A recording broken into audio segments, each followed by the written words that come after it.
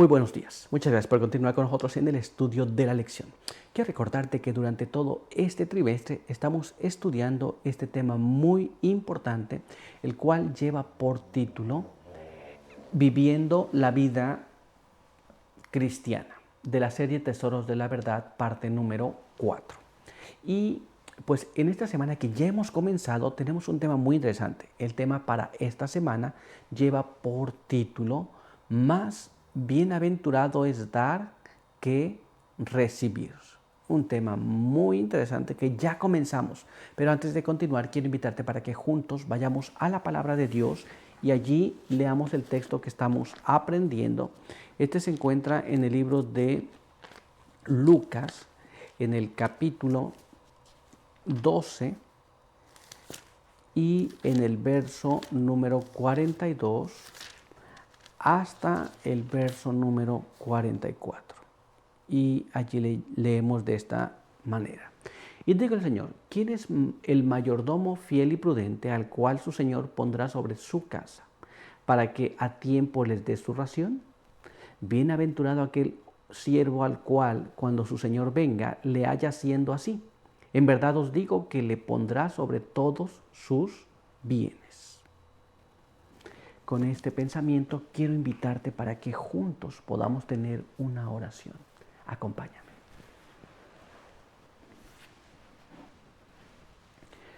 Padre eterno que está en los cielos, santo y bendito sea su nombre. En esta hora queremos agradecer por permitirnos la vida y la salud. Queremos pedir que su bendición nos pueda acompañar en esta mañana. Al estudiar su palabra, queremos pedir que su buen espíritu ilumine nuestra mente y que sus buenos ángeles puedan asistirnos, guiarnos. Quede con nosotros aquí, en el nombre de Jesús. Amén.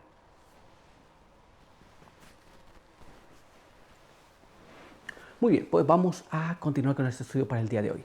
Y el día de hoy tenemos un apartado que lleva por título El mensaje de Elías. Y nuestra primera pregunta nos dice así: ¿por qué necesitamos estudiar la vida de Elías? Esto es, ¿qué hay de particular o qué hay de importante en la vida de Elías? ¿Por qué es necesario que estudiemos esto? Vamos a dejar que la Biblia nos hable sobre este asunto. Y vamos a leer lo que está escrito allí en el libro de Malaquías, capítulo 4. Y ahí vamos a leer los versos 5 y verso 6. Y nos dice así: mirad, yo os envío al profeta Elías antes que venga el grande y terrible día del Eterno. Él convertirá el corazón de los padres a los hijos y el corazón de los hijos a los padres. No sea que yo venga y hiera el país con maldición. La Biblia dice que debemos de leer y aprender la vida de Elías porque hay un mensaje especial en ello. Y en ese mensaje especial va a venir justamente antes del día grande y terrible de Jehová. Entonces es muy importante que nosotros aprendamos, leamos y sepamos la vida de Elías, su misión, su mensaje y el por qué también nos interesa para este tiempo. Pero dejemos que la pluma inspirada nos hable al respecto. Así que vamos a leer este siguiente párrafo que se encuentra allá en Testimonios para la Iglesia, tomo 3, en la página 71, el cual nos dice así: aquellos que tienen que preparar el camino para la segunda venida de Cristo están representados por el fiel Elías. Así como Juan vino en el espíritu de Elías para preparar el camino para el primer advenimiento de Cristo. Esto es, Elías tenía una misión especial: preparar el camino para el Señor. Ahora los hombres y mujeres que viven en el tiempo del fin tienen un trabajo especial que hacer: preparar al pueblo para la venida del Señor. Por eso es muy importante estudiar la vida de Elías para saber qué misión estás cumpliendo tú y qué misión debes cumplir. Muy bien, pero vamos a continuar y vamos a ver ahora qué es lo que nos dice nuestra siguiente pregunta. Acompáñame. ¿En qué forma el ofrendar es una parte vital de un mensaje vivificador? Esto es, cuando ofrendamos, ¿de qué manera esto ayuda a ser parte de vivificar el mensaje? Vamos a tratar de entender esto y lo vamos a hacer a través de la palabra de Dios. Vamos a ver lo que está escrito en este siguiente párrafo que se encuentra en el libro de Primera de Reyes, en el capítulo 17, los versos 13 hasta el verso 16. Elías dijo: no temas, ve, haz como has dicho, pero hazme a mí primero un panecillo cocido bajo la ceniza y tráemelo. Después harás para ti y para tu hijo, porque el Eterno, Dios de Israel, ha dicho, la harina no escaseará ni de la tinaja, ni el aceite de la botija, hasta que el Eterno envíe lluvia sobre la tierra. Entonces fue ella e hizo como le dijo Elías, y comió él, ella y su casa durante muchos días. Y la harina de la tinaja no escaseó, ni menguó el aceite de la botija, conforme a la palabra del Eterno dicha por Elías. Esta mujer que era viuda y que no tenía más cómo sobrevivir, le fue pedido que primero le hiciera al profeta. Ella hizo así, y la palabra del profeta fue que no faltaría en su mesa la harina y el aceite. Y la Biblia da fe de que durante los días que hubo sequía no le faltaron las cosas, porque es importante ofrendar o dar aquello, porque Dios tiene bendición en estas cosas. Pero vamos a dejar que la pluma inspirada nos hable y vamos a ver ahora lo que nos dice este siguiente párrafo. Acompáñame. Profetas y Reyes, en la página 95 y página 96 nos dice así: no podría haberse exigido mayor prueba de fe. Hasta entonces la viuda había tratado a todos los forasteros con bondad y generosidad. En ese momento, sin tener en cuenta los sufrimientos que pudiese resultar para ella y su hijo, y confiado en que el Dios de Israel supliría todas sus necesidades, dio esta prueba suprema de hospitalidad, obrando como le dijo Elías. Esto es, este personaje habló con Elías, y después de escuchar lo que Elías le dijo, actuó con la fe de acuerdo a lo que Elías le había dicho. Muy bien. Siempre había sido su carácter de esta manera, pero ahora el riesgo era más todavía, pues ya no habría más alimento. Ella había dicho que después de eso ella y su hijo morirían, pero tuvo fe de que Dios podía cumplir lo que el profeta había dicho. ¿Nos damos cuenta? Pero todavía hay más. Vamos a ver ahora lo que nos dice este siguiente párrafo. Acompáñame. La viuda de Sarepta compartió su poco alimento con Elías, y en pago fue preservada su vida y la de su hijo. ¿Nos damos cuenta? Es un asunto muy importante. Esto es, la vida de ella fue preservada, pues ella hizo lo que se le pidió. ¿Nos damos cuenta? Esto es muy importante en nuestras vidas, porque son importantes las ofrendas o el dar. Muy bien. Hay bendición en ello. Pero vamos a continuar y vamos a ver ahora lo que nos dice nuestra siguiente pregunta. Acompáñame. ¿Por qué Dios da posesiones a la gente, inclusive a los pobres? Entonces, ¿por qué tienes lo que tienes? ¿Te has puesto a pensar cuál es la razón de tener todo aquello que tienes? Vamos a tratar de entender esto. Inclusive la gente que piensa que es pobre o que se dice que es pobre, tiene posesiones. Pero ¿para qué Dios le da estas cosas? Veamos lo que nos dice la palabra de Dios. Acompáñame a leer este siguiente párrafo que se encuentra allá en el libro de Marcos, en el capítulo 10, Marcos capítulo 10, verso 21 y verso 22. Y ahí leemos así. Entonces Jesús lo miró con amor y le dijo: una cosa te falta. Ve, vende todo lo que tienes y dalo a los pobres, y tendrás tesoro en el cielo. Luego ven y sígueme. Pero al oír esto se apenó y se fue triste, porque tenía muchas posesiones. La palabra de Dios nos dice que a este joven le fue dicho que fuera y vendiera todo lo que tenía, y que se lo diera a quién, se lo diera a los pobres. Esto es, esa posesión, esas posesiones que Dios le había concedido misericordiosamente a él, las consideraba él mismo propias, suyas, de su fuerza, de su esfuerzo, pero realmente eran bendiciones que Dios le había proporcionado. Esto es lo que era realmente. Y ahí entonces, cuando le dijo, bueno, lo que tienes que hacer entonces, vende todo lo que tienes, dáselo a los pobres, y después entonces vas a seguirme.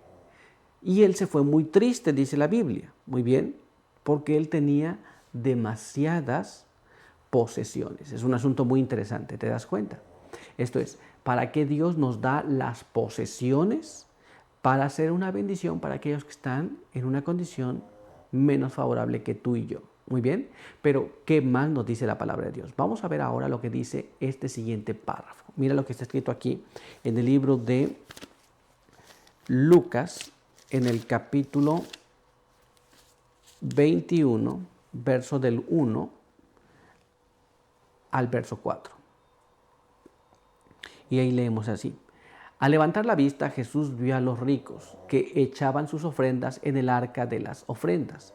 Vio también una viuda muy pobre que echaba 2 moneditas y le dijo, en verdad esta viuda pobre echó más que todos, porque todos estos de lo que les sobra dieron la ofrenda, pero ella de su pobreza echó todo el sustento que tenía. Aquí tenemos otra parte de la palabra de Dios. Aún los pobres tienen algo. Muy bien. Y Jesús dijo que los que tenían dinero, los que eran ricos, ellos echaron de la riqueza que les sobraba. Pero la viuda echó todo lo que ella tenía. Muy importante. Pero vamos a ver lo que nos dice la pluma inspirada sobre este asunto. Vamos a leer lo que está escrito en este siguiente párrafo que se encuentra allá en The Signs of the Times, que fue escrita el 31 de octubre de 1900. Y dice así, Dios les da para que puedan impartir a los demás. Esto es, ¿por qué tienes lo que tienes? ¿Por qué tienes posesiones? ¿Por qué tienes cosas? Para que tú puedas impartir a otros. Esa es la razón por la que Dios te ha bendecido de la manera como te ha bendecido. Cuando perdemos eso de vista, cuando perdemos ese principio, entonces perdemos también las bendiciones. Pero veamos qué más nos dice. Vamos a leer ahora este siguiente párrafo. Acompáñame. Testimonios para la Iglesia, tomo 4, en la página 612 y en la página 613 nos dice así. A veces el Señor prueba a su pueblo con prosperidad en las cosas temporales, pero su intención es que hagan un uso correcto de sus dones, sus propiedades, su tiempo, su fuerza y sus oportunidades son de Dios. Porque todas esas bendiciones deben ser devueltas al dador. Mientras entre nuestros hermanos vemos necesidades y miseria y escatimamos su alivio cuando nuestras propias necesidades ya están cubiertas, descuidamos un claro deber revelado en la palabra de Dios. Esto es, Dios nos prueba y nos prueba dándonos bendiciones. Pero cuando nosotros ya tenemos las bendiciones y nos olvidamos de las necesidades de los demás, entonces nosotros estamos en una posición de desventaja. Dios nos da para hacer una bendición para los demás. Muy bien, porque cada bendición que Dios nos otorga tiene que ser devuelta. Pero vamos a ver qué más nos dice la pluma inspirada. Vamos a leer ahora lo que está escrito en este siguiente párrafo. Acompaña. Testimonios para la Iglesia, tomo 4, en la página 612 y página 613. Nos da generosamente para que podamos dar a otros. La beneficencia vence la soberbia y ennoblece y purifica el alma. Algunos hacen un mal uso de los talentos que Dios les dio. Cierran los ojos para no tener que ver las necesidades de la causa del Señor y apartan los oídos para no tener que escuchar su voz, mostrándoles que su deber es alimentar a los hambrientos y vestir a los desnudos. Esto es la palabra de Dios. Nos dice que Dios nos da para hacer una bendición. Pero muchas veces cuando ya tenemos la bendición, nos olvidamos de que es nuestro deber atender al que está en necesidad. Es una cosa que no debemos de perder de vista constantemente. Las bendiciones que Dios nos da son para ayudar a aquellos que están en necesidad. Muy bien, pues vamos a continuar y vamos a ver ahora lo que nos dice este siguiente párrafo. Mismo material. Testimonio para la Iglesia, tomo 4, en la página 612 y la página 613. Algunos que profesan ser hijos de Dios parecen ansiosos por invertir sus recursos en el mundo, no sea que regrese al dador en forma de ofrendas y donaciones. Olvidan su divina misión y si se obstinan en seguir los dictados de sus corazones egoístas, gastando un tiempo y unos recursos preciosos en satisfacer su orgullo, Dios les enviará el infortunio y sentirán una necesidad acuciante a causa de su ingratitud. El Señor entregará sus talentos a otros mayordomos más fieles que reconozcan que Él tiene derecho sobre ellos. Muchas veces cuando tenemos los recursos, tenemos tanta intención en invertir esos recursos en esta vida, en los bienes de esta tierra, en las cosas que nos producen aquí en la tierra. Y nos olvidamos que es nuestro deber invertirlo en la causa del Señor. Muchas veces nos damos cuenta que invertimos en otras cosas, pero nunca en la causa del Señor. Muy poco en la causa del Señor. Y pensamos que dar una ofrenda muy poca es invertir en la causa del Señor. Pero invertir en la causa del Señor es invertir para ayudar a los necesitados, para esparcir el Evangelio con todas las fuerzas que Dios nos da, con todos los dones y las bendiciones que Dios nos otorga. Pero si esto no ocurre, luego viene el infortunio y entonces sentiremos lo que otras personas que están en necesidad, los que aquellos que están en necesidad de conocer el Evangelio también sienten, porque nosotros podemos también ser o se nos pueden quitar más bien las bendiciones que hasta ese momento se nos han otorgado para hacer una bendición a los demás. Muy bien, es muy importante que nosotros reconozcamos nuestro deber para con nuestros prójimos y nuestro deber para con Dios. Y cuando reconocemos esto, entonces tenemos que seguirlo según su voluntad.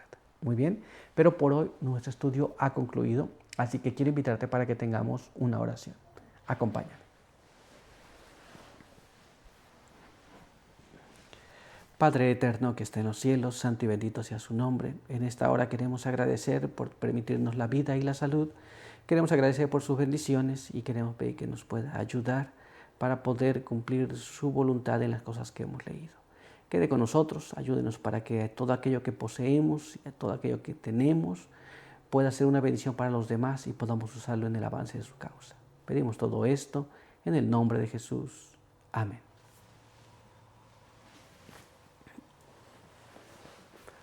Muy bien, pues muchas gracias por estar con nosotros en el estudio. Te esperamos el día de mañana. Por hoy, que Dios te bendiga.